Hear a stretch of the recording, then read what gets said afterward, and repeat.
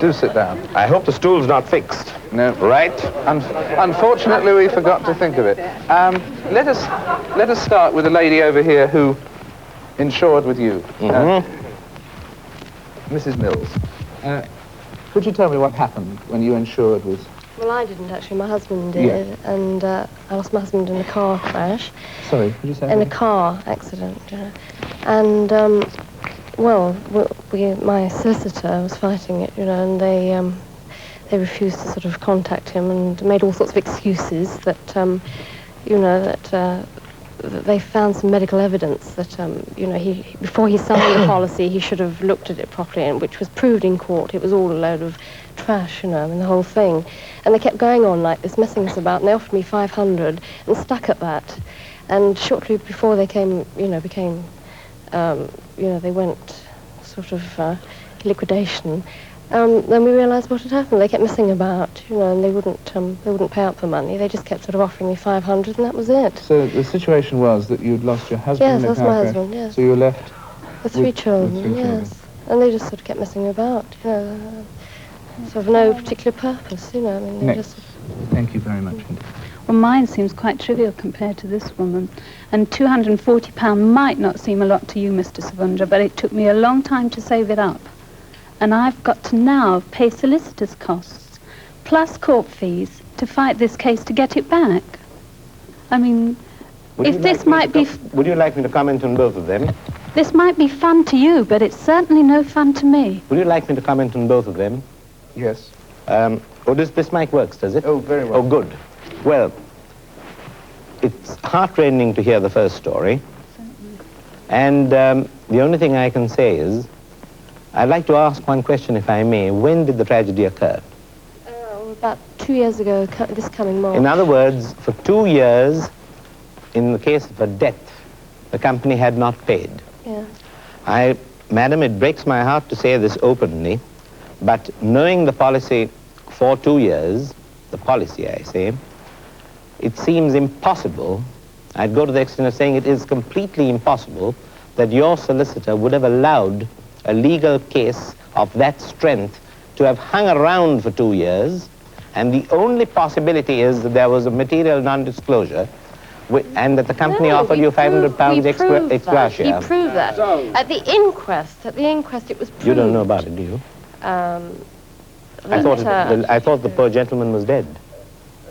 Yes, don't make debating points like that. Let's move on. This is just not funny anymore. You try to make things like that, like this, into a great laugh. Things like this affect human beings, the plebs, you know. Yes. The peasants, yes. Yes. How can you say, Dr. Savundra, on your policy, benefit through care? Yes. When it appears that, in fact, you benefit, and in fact, you don't care. Well, that's what it turns out to be. I didn't benefit. Oh, not so. You're broke. Well, where is all that money? Now that You've evaded that point since I asked it before, Mr. Savundra. Where is that money? The day that you are the official inquirer, and I believe that the government has appointed an official inquirer, and I'm meeting him very soon by appointment.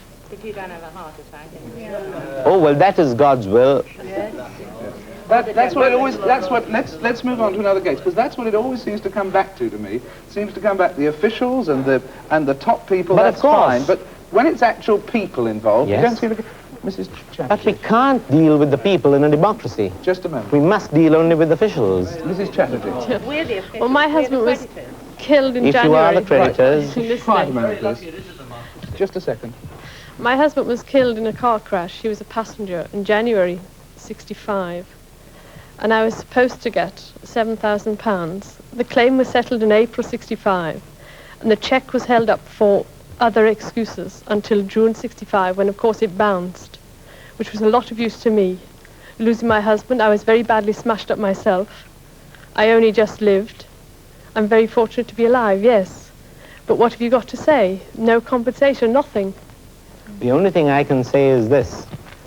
All these and the other heart-rending stories which I've heard recently have made me realize only too well that my selling out was the wisest thing I ever did. For you. For you. For me. Yes, for you. How? How do you mean that? By selling out, I have no legal responsibility and no moral responsibility. No moral. You have total moral responsibility I beg for your pardon. all these people. I beg your pardon, Mr. Frost. I have not. How can you say you're a Roman Catholic and it's Yes. the will of God? How can you be responsible and head of a company when all these things happen and you think by some fake deal with Quincy Walker, £4,000 You have already on June 21st? assumed. You have already assumed. How do a you get fake deal. rid of moral responsibility? You can't. How you have already assumed one thing, the fake deal. Well, forget the fake deal. Right. How do you sign a bit of paper Yes. that gets rid of past moral responsibility? Tell me that. Because we'd all love to know. I'll tell you. You start by realizing that in your democracy, you started such things as limited liability companies, that you created such things as company law, that you created such things as company registration, that you created such things as boards of trade, that you created such things as officials, that you created such things as official receivers, that you created such things as official inspectors of the Board of Trade, and that's how you nail yourself to the cross. And what did you create? I managed... Thank you. Thank you. I'm delighted you asked that question. I created the greatest thing... Money can't. No. What about the 100,000? Just a minute. Let's not play the side You part style. created the greatest thing what? That the insurance industry of Britain had ever known. Why did it go bust then?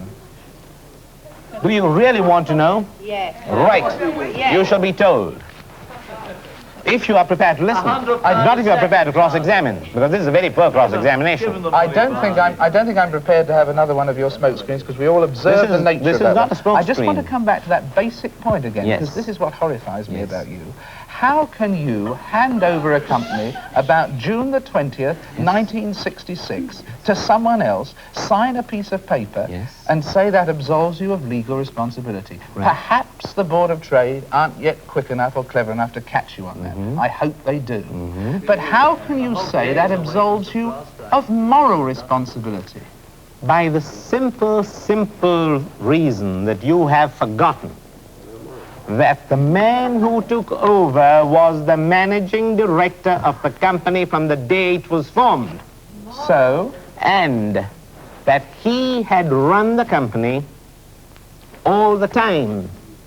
You haven't. Why did you bow? Surely you know this. Why did you bow? Why did you bow? Why did you bow out, Mr. Savundra? He'd run the company. He's therefore responsible. I can only answer to one person. He'd run the company. He's therefore responsible for this collapse. He is responsible for the management of the company.